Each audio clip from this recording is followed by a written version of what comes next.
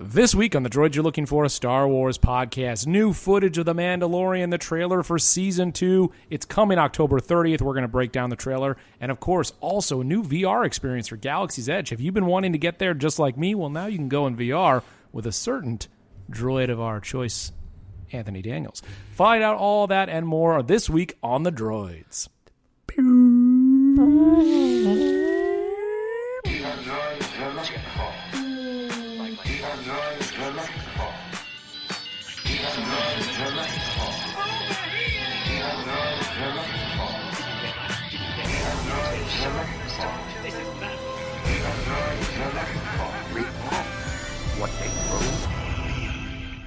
Welcome back to the Droids You're Looking For, a Star Wars podcast. Alongside Chris and Ryan, I am Mike, and we're still buzzing over here. Buzzing for multiple reasons. Yep. One, Mando trailer, new footage, so many things to talk about with that. Of course, Star Wars Galaxy's Edge, but, you know, sometimes we got to talk outside the pod of Star Wars, and we're buzzing about PS5, my friends. Yeah.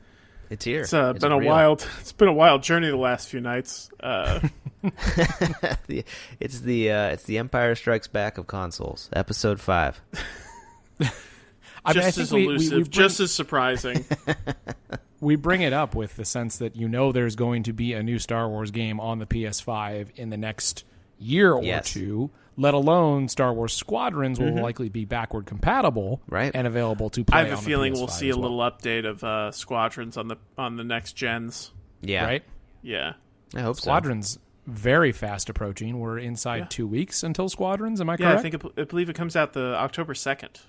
Which is very exciting, considering that they also released a short film. We didn't talk about that as well. And it's just a 6-minute short film that gives you a little bit more of a perspective from a TIE fighter. Really? I did not know this. Chris, this is news to you. Was it like an animated film or was it live action? Yeah, it's a CG. Oh, it's like in the game. But I don't know that it's actually in the game. I don't think it's in-game engine footage. I think they just made it to it's out of game engine footage. Yes. It's from a different game engine. But I think let's get straight to it because, you know, we've been talking a lot about Mandalorian in our text thread, but we got to get it out in the pod here. And so the new trailer for Season 2, interesting to see it kind of develop as it did. It was released online. There was no celebration. We knew that wasn't going to occur this year. That's likely where we would have seen the Season 2 trailer. And so kind of fun that we all experienced it at one time. Yeah. I know the people who go to the convention and the people who get a chance to see it first. There's nothing like that. I would be just as thrilled as they are. But there was something about feeling like right now that, there isn't a group of 7,000 people who saw this before we did. Sure. Maybe it's just because of my envy of them for so many times. I'm now like, now you're like the rest of us. Mike, you threw me off. We were all equally surprised. The entire internet got one more thing. Yeah. Mike, you threw me off when you said it was released and there was no celebration. You mean Star Wars celebration? There was celebration in this apartment. There was celebration amongst the entire galaxy. We have to say, it's a great trailer. It really is. I think back to the first trailer for The Mandalorian, and this one. You know, the comparisons between them, obviously the last one had to do a lot more work in setting up the brand new world. But to see Baby Yoda prominent throughout, it was nice to now watch him be featured. And you understand, of course, why they wouldn't feature him last time. Mm-hmm. But to have him be prominent in it, they know how to play those strings for everyone who's become a Baby Yoda fan. And that's the smart thing to do. Yeah. Do you remember how simple the world was when Baby Yoda was introduced to us? It was, My World, Episode 9, Baby Yoda, sleep. That was basically it. And now you can do none of those things. now it's like, now it's PS5. PS5 Can't go fever. Back. I think there's a lot of cool shots within this. I think one of the things that stood out to me, as we'll go through each of it, but we'll kind of look at the trailer and go through the scenes. But I was really kind of eyeing the volume after seeing the behind the scenes and seeing Disney Gallery. Mm-hmm. And I think it becomes more seamless the more I watch it. But there are definitely times where I'm like, I can really tell that this is just the static real place, and there's the background that is all from the monitor. Now, Mike, when you refer to the volume, you're talking about the technology that yes. projects the backgrounds in real time. He's not speaking about the wave amplitude of the sound. The concept of I'm volume. doing that too. Yeah, no, I get you though. There are specific, and before we get into it, it's been the whole internet was speculating it is not Ahsoka No. in the shot. No. We all had the same thought for a second. Is that Ahsoka? It's not. They won't show us. They're not going to give us that in the trailer. Are you kidding No, me? she's probably going to be at the end of at the end of episode 3. I think we're going to see a silhouette Okay. and hear a voice. Yeah. And you know that I called the solo trailer thing. Yeah. It's true. Well, we haven't heard you say the end of that. So I mean, that's been a episode regular 3 in the pod. of season 2 of The Mandalorian. So episode 2.03, we're going to S2 hear a voice of and M. see a silhouette, and then we'll Ooh. meet her, I think, then at the end of episode 4. Do you think... Oh, interesting. So you All think right. she'll be in this season? I do. Okay. And you I do do? think that they're not doing a separate series for Ahsoka, that she is in this show? You do think Didn't that? they say that she was in this show? I don't think Well, that- now I'm questioning this. I don't think that Lucasfilm ever confirmed that she is in this. All the rumors were out there that Rosario Dawson had been cast. I don't recall them confirming that she's in The Mandalorian. They haven't- but You know could what? be wrong. I stick by. They it. haven't said anything, at least not to me, personally, so I don't know. But I'm thinking they're going to do a little misdirection. I think we might see Ahsoka, but then get a little Ezra. Like, I think there might be I like your silhouette idea, but I think it might be extremely limited. But I think we might get some other beloved characters, and then Ahsoka might get maybe her own My series. idea might be limited. No. I said we're going to get a limited... None of your ideas are ever limited, Ryan. Yeah, You have Chris, infinite potential. Chris, how dare you? Oh, no.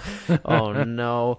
We'll recut this, so it's a stunning review of Ryan. Ryan, you are great. Awesome. Good looking. Handsome. The Denver Broncos. Denver Broncos.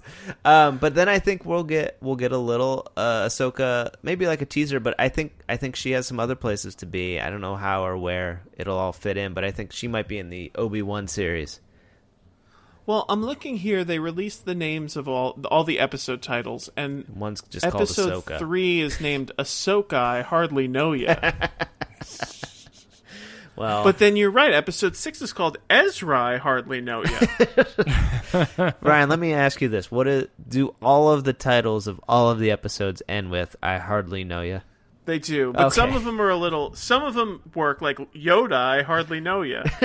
But then some of them, like, are a little sweaty. Like, this is the way. I hardly know ya. So that's Also, who's the man? Yoda Man. That's an actual ad from Star Wars. who's the man? I hardly know Yoda Man. Yoda Man. Yeah. Wow. You guys can't see it because we're in separate places, but like when I do a bit like that, I actually like pantomime out reading something Oh, you're grabbing from the the fake screen. paper. I opened a new tab, like I was reading it. That's very nice. Well, that's a little peek behind the sausage there. We're not in the same spot. We never are. Even Well, before we were. the pandemic, We were. but Yeah, like we are. yeah. It'd be foolish for us to be in the same spot. Yeah, exactly. So Well, true. be safe. What are out we, there. the Joe Rogan podcast? Whoa. I mean, we also could be. Oh man, guys, why isn't our podcast our pod? Our safety pod? Oh, Yeah. we messed I up see. at the beginning. We should have just We made did mess up by We not should've- all quarantining together. We should have I've said this established a lot. that. Yeah, I did see. I saw the doors closing, and then I saw somebody on a tauntaun come up to Ryan and said, "Chris will freeze out there." And then Ryan said, "Then I'll see him in hell." And then I left. So then he Then left. I went home. And then he left. And we're like, "How'd you get in here, sir?" And he was riding a horse. It was pretty nice. Yeah. We should have quarantined together. I think that would have been the move. It would have been the way to go, really. Well, So what next else? time. What else do we see here? But so I think, well, the thing I do want to say, and this, I might be revealing too much behind the curtain of my own feelings, and I gotta say, maybe this is a prejudice, so I apologize, but I don't know why we are seeing more and more WWE in Star Wars. Why? Because this has been Sasha Banks. I don't know who that is. I've never watched Okay. much WWE, and I apologize to the fans out there. I Yeah. know that a lot of you are, you love this the way we love Star Wars. So if that's your thing, that's your thing. I just don't like that's not typically where I would go for acting talent. I feel like Gina Carano and, a couple other actors, Bautista, and The Rock, they're the aberration. They're not the norm in terms of acting talent. Right. Why are we bringing in all these WWE people to Star Wars? I understand what you're saying. I mean, oftentimes I can find it distracting. Well, that's, yeah. And it's like, geez Louise, if you thought the WWE aspect of Gina Carano was distracting, wait until you read her tweets. But although she was she WWE? She was like UFC, or was she both? Yeah, she was UFC. Or did she do both? I don't know. It's possible that she may have dipped her toes in the We WWE. don't get a lot of emails on this pod, but I'd have to imagine if there's a WWE fan listening, they're going to correct me on this. And Oh, we'll yeah. get Oh my an god, email. and they just heard me make fun of droidspot@gmail.com. Joe Rogan. Where, Whoa. where can they Oh, no. complain to you, Mike? droidspot@gmail.com, Twitter droidspod, Facebook the Droids Podcast. If you want to send some large group of people to gaslight us, feel free. That's I wouldn't be. I don't think there's anything to fear with the WWE fandom. I would be afraid of the UFC fandom. Because they're throwing. Here's the thing. I've never been a huge wrestling watcher, but every time I have, like, I watched WrestleMania a few years ago because I have a friend who's really into it. And I gotta tell you, it was awesome. I like it. Like, I don't follow it very much, but every time I watch it, I'm like, this is just like fun live theater for the masses. And it's like kind of dope. Yeah, I mean, I could definitely see. I get your point, Mike. Of like, these people aren't actors in the sense of like, this is what the show could use. I think they're just they're generally built like action. I was just gonna figures. say, they're just large, fit people that they have the ability to like hold a scene. They're performative. What I'm trying to very say is they're charismatic. power of the Force action figures brought to life. Yeah, exactly. Yeah. I think it's okay to throw some of those in there every now. You need somebody to take a fall. I know it's almost better than having the main actor fall off screen and then the stunt actor fall and then the main actor stand up off screen and be like, "Oh boy, that was rough." Like I think it adds a layer of authenticity. Yeah, it's like at a certain point you can't just shoot Vin Diesel from the shoulders up. Yeah, exactly. You know what I mean? You can't just throw all right, well, there's some mud on your face. And do you think when the stunt actors, sometimes that the main actors don't even know what the stunt was? They don't even tell. And they would stand around. They're just reading. I think that probably happens. I think they only pay attention to their lines in the script. Yeah, then they come. They don't need anything else. I mean, hey, we heard that Daisy Ridley didn't even know the motivations of her character for the last movie. That's not her fault. But I mean, sometimes you're out there reading lines, you don't even know what it's about. Yep, exactly. At the end of the thing is like, when I did that backflip, he's like, backflip? I did a backflip. I do wonder what price spoiler culture is taking from in terms of like when Tom Holland doesn't even know the other person in the scene with him. How could he really be playing at the truth of the scene? And don't get me wrong, I love him and I think he plays that part beautifully. But one has to feel that they're maybe being held back a little bit by not even knowing who their scene partner is. There's got to be a layer there that's once removed. Well, I mean, that's... You never heard like John Cassavetes be like, we didn't tell Gina who was in the scene with her. Well, I think that's one of the beauties though of the volume is that it is an actual image. So I think at least, unlike a lot of other shows that would have been shot like this, probably on green screen or just some really short form effects, like I think to have the actors in these places, I'm sure adds a layer. Probably makes it a little easier too to get for these actors that maybe their experience is only wrestling, but I'm sure like once you step into that world, it's that thing when like everybody's pretending and you're like, I'm not gonna do it, and then all of a sudden you feel like the fool. Like I think it would help significantly if you're surrounded by. Do you think anyone's ever accidentally walked into the background like a funhouse mirror? I think so. I would not doubt it. You think John Wayne's grandson has ever just like he's still back taken there. one to the dome? He's still back there. He's wandering around. What they did was they shut it all, like they locked the doors, but then they had it like just like a moving scene. So he thinks he's trying to walk towards the door. Guys, hello. So what are we seeing in this trailer? Well, let's go through the beginning. I mean, so early on, and really the good first 15 seconds is just a slow, while Chris, what are we doing here? Are we panning over this planet? I don't know what you'd call this. This is more of a... Yeah, I guess it's like a dolly. This is more of a dolly. Yeah, it's more of a dolly shot. I guess you could say planet pan up and the rising We'd planet. have to ask Favreau what he had set up in his little miniature basement. Yeah. It's more of a tilt, too. Yeah, Favreau finally finished that model, so they're going to show up for 15 seconds.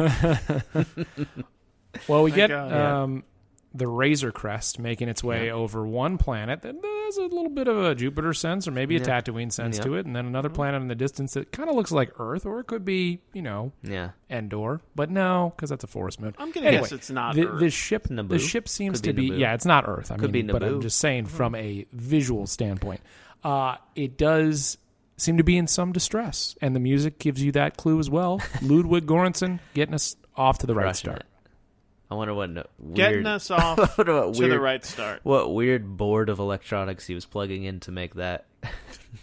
How many theremins did he have? Exactly.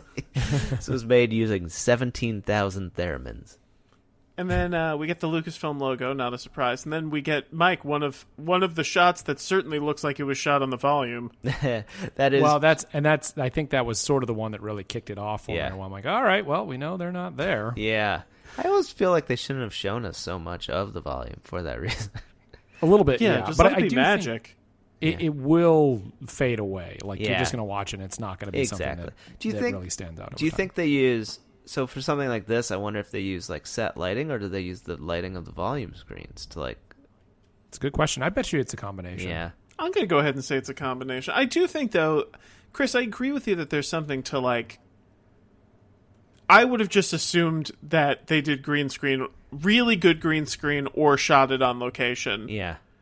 The fact that it's on the volume doesn't generally, aside from my interest in like the film industry, make a difference. Right. But there is like this element of like, let there just be magic for a second. Yeah. Like this is a weird example because I always like, I can't stand the mythos around this guy, but like Christopher Nolan wouldn't tell anyone how they did some of the like gravity effects in Inception. Yeah. When they're fighting in the hotel, which is like kind of cool. Now when you watch it, you're like, wires. Like it's like they wouldn't tell anyone. We won't tell you how we did it. But I'll tell you that we didn't use computers. They obviously did, and wires. But and of course the spinning hallway trick, with the stationary camera. Anyway, as you do. But by the way, NSYNC did that in a music video like 10 years before. That's Inception true. Came out. Bye, right? Yeah, and it looked awesome in that.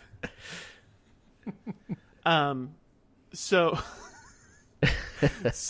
anyway, did Joseph Kahn direct that? I bet he did. But anyway, so I do agree that they shouldn't have. I understand why they talked about it so much. Like they want to get a Creative Arts Emmy as much as anybody else. But I kind of wish that we could just pretend that these places existed. Yeah. I believe that we can say officially they did win 5 Emmys today. Yeah, today, in the right? Creative Arts portion of the Emmys. Oh, We're going to record this on Thursday. Wow. Before the Emmys. Mandalorian with 15 nominations total, including Outstanding Drama Series, which we talked about in a previous podcast, if you'd like to listen to our thoughts on that. But also 5 wins in the Creative Arts category. I mean, they're pushing it. What TV, especially like it's a weird format too. It's a 30-minute adventure drama. Like they really kind of it's like they poked around and were like, how can we make this as weird as possible? And they found it. I just want to follow up with this. I was wrong. Joseph Kahn did direct a lot of music videos from that era, but the Bye Bye Bye music video was directed by Wayne Isham. I looked this up. So Wayne Isham, Christopher Nolan, same thing. And we'd be amiss without mentioning Nolan. Batman, the Batman. There you go, Sam. Did you know that Chris Nolan always wanted to direct a Bond movie? There we go. Done. Okay. Boom. There it is. Got that out of the way. Thank you, Sam. It is true, though. I think we've gotten to the point, though, that we don't really need to mention Star Trek anymore because Sam doesn't do it on the pod. No, he doesn't. He kind of phased that one out. I think it's good, though, because we've just let Star Wars supplant Star Trek in his mind, which is the way it should be. Honestly, that was the main point of this pod, I think. That's why we had subliminal messaging. It worked. Well, we then make our way on to another scene where I think this is where maybe the volume shines best for me, is in these crazy exteriors that they could not possibly go shoot on the budget that they're doing for this show, where you've got the Bantha with a Sam person on top, Tusken Raider, and I love it. I love the way that looks, and I love that they probably went back and suited up an elephant again. What I especially love about it? There's something very charming about this to me, is that the Tusken Raider's eye line sucks. I find that so charming when there's a rear projection or an effect and the eye line just doesn't match. He doesn't know. Man. It happens when Luke is coming out of the base on Hoth, when he's looking at the Millennium Falcon fly away. Yeah, he's a little ahead of it. It's very as a charming. kid, some of those things actually would throw me off, to be I don't understand what he's looking at. You think surely there's a reason. And I had no idea what the eye line or anything was back then, but you could now you're looking at it oh yeah, you just they composited it in they had made a weird cut. Now all the more amazing how incredible Last Action Hero is. It didn't miss a beat. The eye lines were perfect. The cartoons fit. That was a movie that got it right. Was that 96? I'm gonna go back and watch that. And the eye lines was that not 90 at all. 96. Probably. No, I think Last Action Hero famously has the best eye lines in the industry. All they had to do was just put a tennis ball on a string or whatever. I remember my grandpa saw it and he said the plot makes no sense, but the eye lines were amazing. Everyone was looking Famous where quote. They should be. Full page ad in the New York Times. You haven't seen eye lines like this. Vincent Canby says. Danny DeVito's cat character, just perfection. Anyway, I think this is our indication again. We're not done with Tatooine, and really, are we ever done with Tatooine in Star Wars? We know we we're may be done with Tatooine, but Tatooine ain't done with us. But I hope that maybe we get a little bit more Tatooine beyond the episode that focused on Tatooine, where we had such a poor casting move. Anyway, we move on to what seems to be an ice planet. I don't know what you're talking about, Mikey. What are you talking about? Oh no, he joined us. But it's the Razor Crest making its way to an ice planet. Baby Yoda on the ice planet. Voiceover talking about the Mandalorians and their long-standing feud, battle, war with the Jedi or the Sorcerers. This was the line that gave me chills. I think the delivery is perfect by Pedro Pascal. When he asks, "You want me to deliver this, child to our enemy wizards or sorcerer?" Yeah. Just the way he says it is so perfect. It has such an air of mystery about it, even though we know who he's talking about. Of course, he's so confused and Whenever anyone speaks about the Jedi, they've only kind of heard of them, and they call them sorcerers, I'm very into it. Yes. Yeah. That is a very fun way for them to do this. Han Solo referring to the Jedi in Episode 4, A New Hope. Correct. Some people call it Star Wars. Well, and then we get our first look at Sasha Banks's presumed Jedi character, who then pulls a disappearing act in the shot at these beautiful docks, which at times, this is where I'm they clearly built a huge set and then still put the volume behind it, which is very cool because I like that. And this is where we're seeing a bit of the Quarren. We had to look this up beforehand because we remember the Clone Wars episode, but didn't remember exactly. I think there was a Quarren in season 1 there's two versions of the battle too. There's the animated one by Genji Tarkovsky, and then also the CG one. Now, I should say that most people have latched onto the idea that this is Sabine Wren. Oh, interesting. Who was featured in Rebels. But she's wearing a hood, though. Okay. Most Jedi. Wasn't Sabine was voiced by Tia Serkar, right? I can neither confirm or deny that. Tia Serkar, yes. I would have just cast with, yes. I would have just cast her. Yeah. Well, yeah, but if you're going to have Sabine, I'm just saying what people are saying. It's not hard for them. People are saying it. People are saying that my numbers are the best they've ever been. She'd be spray painting something. Well, that's true too. But actually, what would be the logical step there? That she went from being a Mandalorian to a Jedi? Because that doesn't seem like the character move for her. Wait, why are we assuming this is a Jedi only because she's wearing a robe? I'm going only by because of the voiceover. the voiceover connecting it as well, because that is matching voiceover to the shot. Oh, well, so we're assuming, though, that the person saying this to him is the blacksmith? That's Yes. what I thought, yeah. But maybe it's Sabine Wren. I mean, based on what happened to all of them in Rebels, they saw some stuff. And they were hanging out with Jedi. It's possible.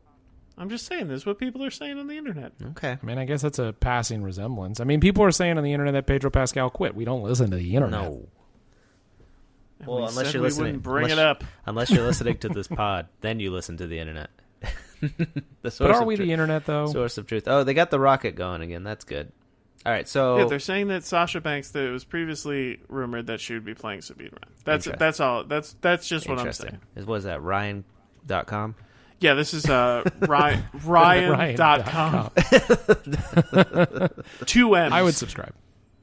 They'll have her dubbed by Tia Sekar. That's my guess. Interesting. They can do We that with the see- volume like they technology. did with Ray Park. As we see Baby Yoda for the first time, I'm surprised that they went well. We saw Baby Yoda at the beginning, but not a tight shot. We see him later here at about a minute in, and then we get a shot of them on a ship together, Yeah. and I'm all here for that. I love this is them out here on the ocean or Oh planetary my god! I body shouldn't have of watched water. the spoiler alert. I didn't know there was a Baby Yoda. Oh. This is a little mini meme factory. That's what this trailer is. It's a Baby Yoda meme factory. I was point. excited to see a boat, like a Yeah. flat out boat, Have Seriously. we seen that in Star Wars? I don't think we have seen that in Star not Wars. like a barge like this. No. It's a We water didn't planet. see- I where mean, it's the not lava raining all boat, the the time. lava ship, right? I've Yeah. never seen a boat just on water. In Oh Star wait, Wars. in Well, except for that one in Rise of Skywalker. I was gonna say in Rise of which we don't Skywalker, talk about. Oh, jeez, that skiff. You're right. God damn it. they did everything. That movie. But who cares about the boat when we got X-wings coming up? I know. Am I right? Well, I also am glad to see that, though, again, he's made another bassinet for him. Or, a little Yeah, it's a little more. carrier. It's like a little more armored. I wouldn't be surprised if it had some special features in it. Well, that's the one didn't it was the Nick Nolte's character, the Ugnaught. Didn't he build a new one for him at the end of the first season? Oh, he may have, or did he? Quill. Quill. Perhaps. R.I.P. We think R.I.P. Who knows? But then you're right. We do get these X-wing shots, and we get a little bit of a chase with the Razor Crest and the X-wings. I like Which, that. by the way, I think is a stretch. What I find it hard to believe that the Razor Crest could be faster than an Than the X-wing. X-wings, yeah. The X-wings can move. Like, I mean, that could be the moment, though, where like they're sitting there and you see the shot before. Yeah. Their little communication slowing down, and then he just guns it, and they have to catch up, and then they outrun him and can stop him because they're so much faster. Or is it have we ever seen that? Well, sorry, I'm getting ahead of myself. Go on. is it a situation where kind of like the Millennium Falcon, where it's just super fast, inexplicably? That could be. Yeah, where they're just like, it's the fastest one. Yeah, exactly. Like the Razor Crest can easily outpace. Well, I like the idea that the Jawas, whatever he got back from them after taking the egg of the Mudhorn to them, it gave a little extra boost to the Razor Crest. Yeah. Oh, I'd forgotten about Yeah. the egg. That was gnarly. That was awesome. I may have just recently rewatched that episode. I need to do that. It's so weird. I love it. I know. Well, that's the thing about Star Wars is when they can get that weird moment in there. Yeah. It's always fun. I love it. Then we get another speeder bike shot, and in this shot, I got to give credit to the internet here. This is going around the interwebs. I saw it on Slash Film first. I don't know if they were the first to discover it, but apparently, if you freeze frame on the back, it looks like the jetpack of one Boba Fett is on the back of the speeder. Stop it. As well as potentially the helmet of Boba Fett. What? Wait, what? Wait, what? Now, again, Wait. I want to give credit where credit is due. I saw this elsewhere. Ryan.com. Ryan.com. Yes. I mean, I'm pretty sure this is a Mike.com stolen from SlashFilm.com. Oh, I can see it. The colors. And The colors are there. The colors are very close to the jetpack. I think it's a bit of a stretch to say that the helmet is there. I don't see but the helmet. It's so fast, too. It's really hard to tell. Zoom in. Clarify. Enhance. Enhance. Wait, here. I will send the link around to the group. For those of you, this will be in the show notes. We're still doing that, right, Chris? Yeah, of course. I think I could put pictures in there now. I think you could put pictures in podcasts way back in like 2005, and then they stopped doing And it. then nobody wants to do it. Let's see. Yeah, it used to be that you could like change it throughout the show. Yeah, I used to do that on the Wow. whole pod. But if you look at that freeze frame, it seems maybe not 100% clear, but pretty distinctive that it see could it. be. Let's see. And we thought about the spurs at the end of the episode with Yeah. Ming-Na's character. Thought, oh, could that be Boba Fett, or is his armor being stolen by another Mandalorian? Remember, we did hear that rumor that Timothy Oliphant would be playing the character? Yeah. I could see the helmet is a stretch, but the backpack is there. Or is that just the back of the... I don't know. I mean, it could be. I mean, it's one of those things where Yeah. you probably knew that they had intention with what they were doing. They're like, Yeah. oh, we'll misdirect them and make it seem close. But what would... I mean, if they're on Tatooine, the Sarlacc pit, they said you'd be digested over 1,000 years. If we know how strong Mandalorian armor is, Yeah. there's a good chance he's still living.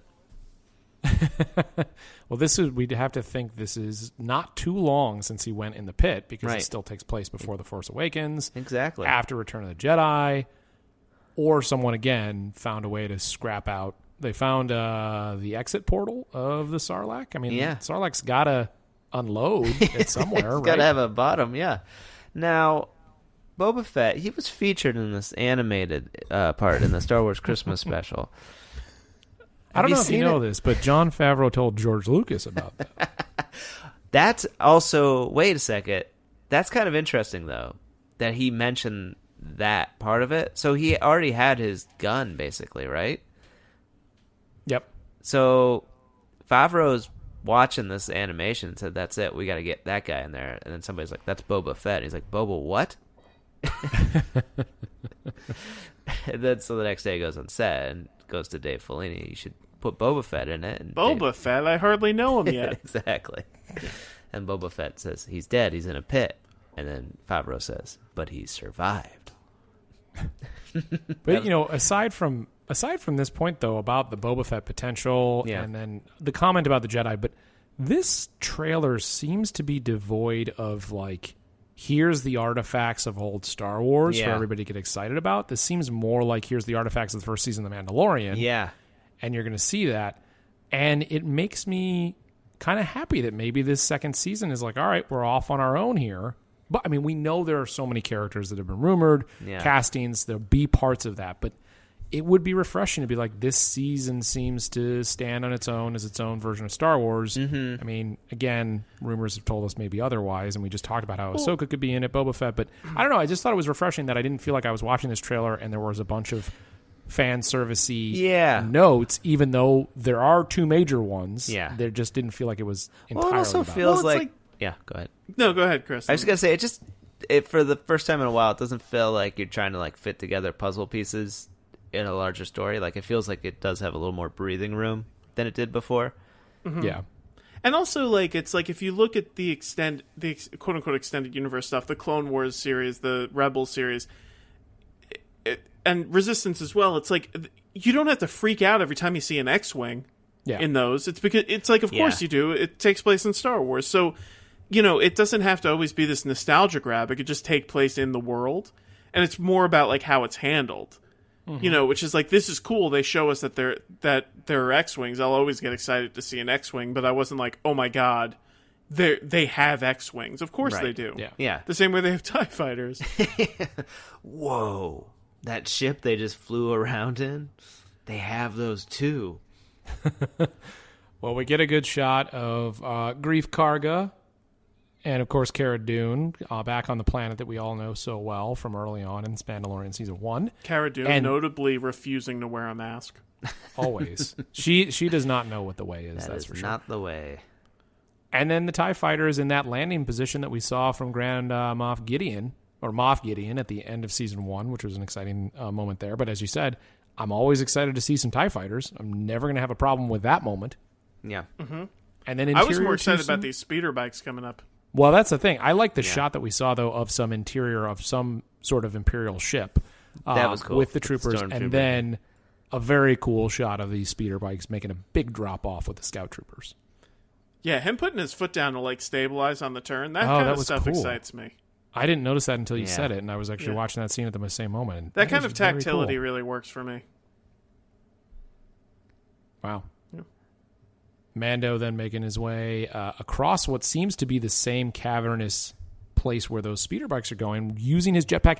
And it feels a little bit more, I know they're going CGI with this, feels a little more powerful with the jetpack burst. Feels a little bit more like they were like, okay, we did it okay with the wire work in season 1. Let's try to just amp this up with the CGI. And I know they had the shots of obviously the Mandalorians flying in that end of season or the episode 3 where they give the salute in the sky. It feels very much like Iron Man. Yeah, but I don't know. This looked right to me.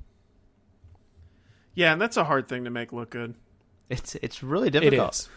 It is. And wire work usually doesn't work for that because it's like pulling the actor in like this weird spot. Right. It's like not where the momentum should be.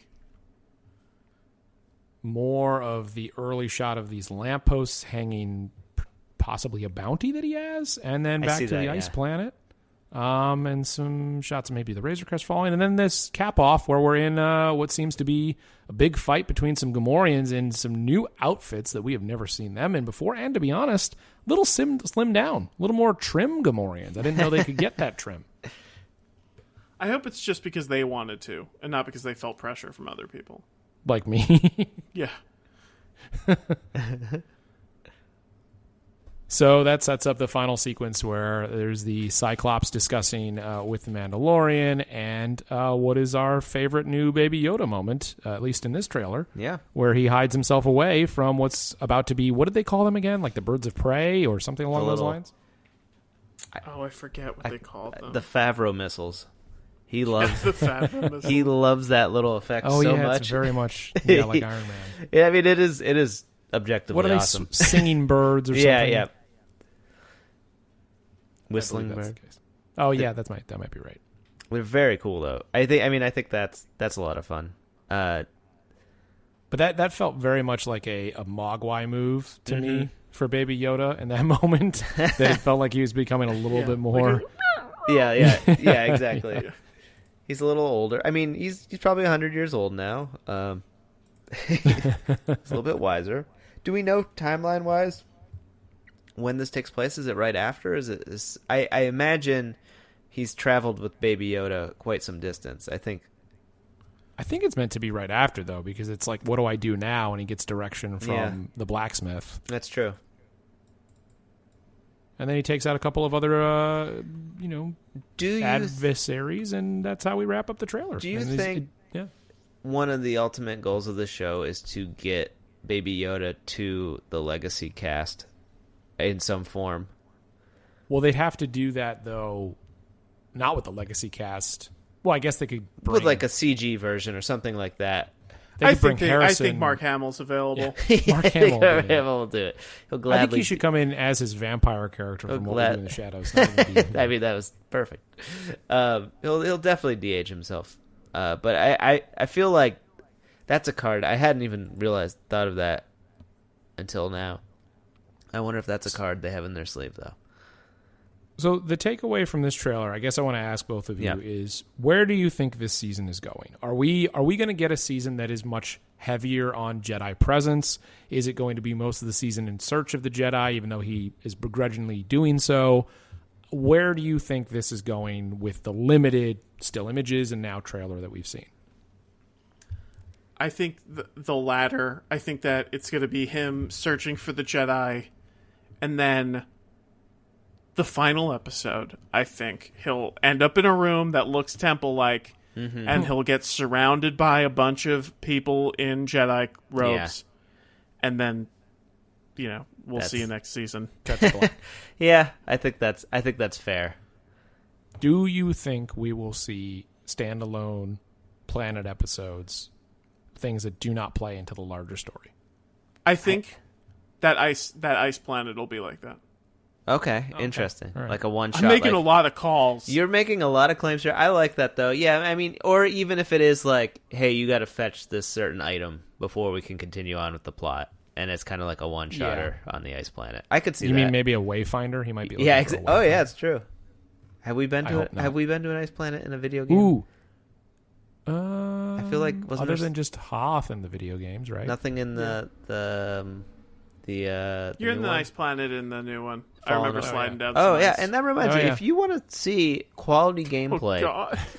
head over to our YouTube channel. Just search the Droids You're Looking For podcast. You can listen to past episodes on YouTube if you're into that. If you subscribe to the YouTube Plus, you can pull them up on your phone and click the mute button and just listen to them. But you can also watch the playthrough Ryan's doing of Jedi Fallen Order. That's on there, so be sure to check that out. Worth your time, and might help you through some challenges within the game as well. Yeah, I'm sure it will. But I think that's I want to see that. I would prefer that it feels like it's more of a cohesive story. I don't know. I like the mission episodes. I think it can be very fun because that's the way that there's a lot of good television that doesn't always connect back to the larger story. But I don't know. I was craving it during season 1 when they took those side quests, and now I'm like, let's focus on the story. But hey, it's Star Wars. Let's take on Star Wars. Yeah, Still we'll there see. yet. I mean- No, I get it. I'm excited. I think it looks great. You know what's interesting? Did we get any shot of Giancarlo Esposito's Moff Gideon in this trailer? I don't believe so. We have still images that came out, and he's talked a lot about. I wasn't think there he a said he did shot? all of his own stunts. I don't think there's a No, shot. I don't think in the we trailer. did. No, I mean, I think they're using. I mean, they're storing him up as Big Bad, right? Well, if he's Big Bad, do you think we get Big Bad for the entire time, or are we getting 2 episodes? Like, Is it another kind of cat and mouse game where? I guess that's just what I appreciated how we didn't know anything about Baby Yoda in the season 1 build-up. You know, there was nothing given away. They kind of cost themselves probably a lot of money by not producing any of the toys or products as early as they could have. That's true. But it was fun that was such a big surprise. I think there were a couple times where like, oh wow, Gina Carano's in this, or you know, she's going to be really prominent. And she was in 3 episodes, and you know, isn't it cool that they have this and it's only 1 episode? I want to see regular interactions with Moff Gideon. Like I want him to feel like a series regular, not like a 2-episode guy. The guy we cut to, and he's like, "What are they doing?" and stomps his hand down on the table, kind of thing. I like it. I think they'll tighten up this season a little bit. I think they were establishing the world, and now they kind of have I mean, it's propelling. To the Sabine theory, if he has the dark saber, that is a prized possession of Sabine, so she does have motivation to go get it. That's a very good point. What Ryan was saying doesn't seem so silly anymore. Wow. Wait, at the end of Clone Wars, Sabine is with Ahsoka, correct? Those are the 2 characters. Not Clone Wars, sorry, Rebels. Yes. At the end of Rebels. Yeah. And so, not far-fetched that she might be training under Ahsoka. Could she be the new Padawan of Ahsoka? It's all clicking together now. Because the timing is right, because Rebels is supposed to happen after Clone Wars, right? Yeah. Because I know that Ahsoka leaves the Jedi Order. Yeah, that was the big thing with Rebels. Rebels is before Episode 4, correct? Yeah. Yeah, so that would mean that she would have the ability to take on a Padawan, even though earlier she had left the Order. But I others out there know more than we do, having not caught up on Season 7 like we should. Yeah, it's true. Write in. Let us know what we got wrong. But that pretty much... Any other thoughts on the trailer before we briefly move on to this new VR experience? No, it's a really great... just from a trailer standpoint, it's really great. It's wonderfully put together, and I'm excited for the new season. It's just what we need. Yep. It's just what we need. It'll be a cozy thing to watch in the fall. Yeah. It'll be nice. Baby Yoda forever. And speaking of Yoda, you can spend some time in VR with Master Yoda and C-3PO in Tales from Galaxy's Edge, available, I believe, coming up on the Oculus Quest. Yeah. You can have your own experience in Batuu, thanks to ILM X Lab. And I'm excited about that. Again, I don't know how quickly I'll play it because I want to experience Batuu for real whenever I can actually go do that. But here's one more thing they're trying to do to keep on drumming up interest in the park that probably is still getting attendance, but maybe not the attendance that it would if we weren't in COVID times. Yeah. I think it's cool. Probably not. I like these things. I mean, they feel like when you're they're like the new version of the TV special. that you would gather around the 8:00 Friday night. Yeah, let's take a visit of the park. That's kind of hello. I'm Michael Eisner. Yeah, exactly. And then Mickey shows up, just his eyes unblinking, standing on top of the big ball, waving. How'd you get up there? I don't know. I'm excited for this. I don't have the correct peripherals to play this. Maybe if they're listening, they'd send us some. It gets the best review possible coming from these droids. They get our. We're on our way. We're well on our way to Star Wars influencer status. I just I'd feel. have to say. I feel bad they didn't tell Anthony Daniels it was all over. He's still doing the voice, unless it's just clips from him. They probably have so much audio and they have so much technology that they could probably digitally recreate they wanted to. I just couldn't believe he got a job at the park. It's true. He's actually working there. Good for him. There's a stack of books next to him. Wow, I'm kidding. I'm making fun. He's great. He's one of the best parts of Star Wars. I had a special place in my heart for C-3PO growing up as a kid. Of course. I think I always felt like, I never saw him as annoying the way that you maybe do as an adult, because I just kind of was he's great. Bought in. Yeah. But I want to say that I really loved my experience with the Void VR, and if this is bringing that back, and then it had the Vader Immortal, which I haven't played but has now been brought to the PlayStation VR, Chris. Getting ready for it. Okay, all right. I know tonight. Chris is on it. Maybe tonight. That might be the time. It's not late enough. You haven't been up to too many things today. You have to find a poncho. To try to fit in and be a Jedi? I don't know what that meant. Sounds like a joke about like getting wet or something, like it raining, it being too real. Oh, there you go. I don't know. I think it's a lot. Did you guys try the Mustafar, VR so Gallagher experience? Yeah, there you go. Yeah, it's good, but you need to get a poncho. There it is. Did you guys know that there's a Gallagher 2? He licensed himself out to a different person. I don't understand that story. He licensed his entire act out to another person that was just called Gallagher 2. So it's like Gallagher also. That's like if Jerry Seinfeld just like gave someone his act and they were Seinfeld 2. I'm not equating Jerry Seinfeld to Gallagher, but I'm kind of digging that. Yeah. Well, I think that just about does it for new news here. Yeah. I think anybody else planning a little bit of a rewatch of Mandalorian Season 1, I think I've been through 2 episodes. I mean, it's just nice to go back, and I watched each episode twice in the first week that they aired. Mm-hmm. So now to watch it without hey, we're going to talk about this on the pod right away and just kind of enjoy it has been pretty fun, especially watching the Rick Famuyiwa and Deborah Chow and their work. I think they did probably the best visual episodes. Taika did an incredible episode as well. I'm not knocking Dave Filoni. He did really nice as well, but I just really was enamored with episode 2 again, just with the way that plays out, almost with very little dialogue throughout that. Yeah, absolutely. And I'm I excited think to revisit before the new season. Yeah, I'm planning on a little rewatch. I also recommend that the behind the scenes was fun. I think that if you don't want to reveal too much magic, maybe skip a couple episodes. But it's great just to hear people sitting around the table talking about Star Wars. Do you think they'll do a virtual dinner for 5 for season 2? I think bet they will, and they'll probably find a way to put them all 20 feet apart in a room and talk. Yes. I can't wait to watch Jon Favreau talk about shooting Rudy on a Zoom call. I can't either. Oh, man. I'll go back to Rudy any day of the week. Give it to me. They took him out on the shoulders, guys. That's the only time it happened at that stadium. It's a cripple. Ryan, get your coin ready. That is going to do it. Oh, do you think he has a Rudy coin? He didn't direct it, so he probably can't claim it. I think that was before the thing. That would mean that he would have had to retroactively made a Rudy coin, which would be hilarious. I want him to do that. I want that coin. What I heard was that when he was little, an old man ran into him, and he said, "Hey, mister, you dropped your bag."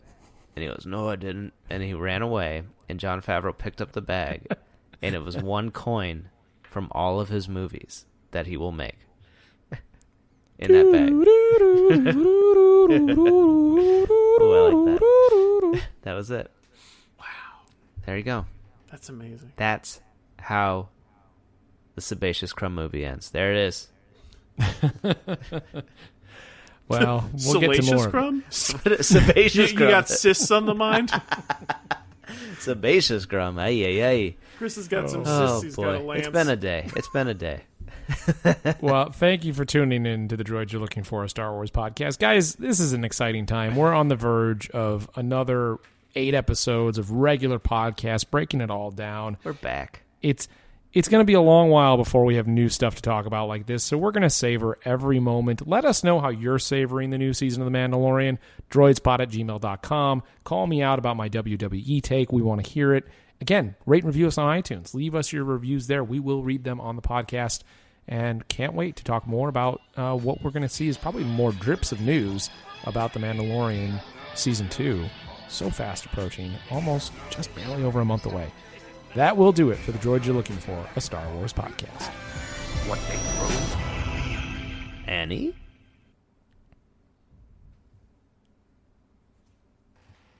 Hey, you want to many times? Oh, that was great. Good effort, guys.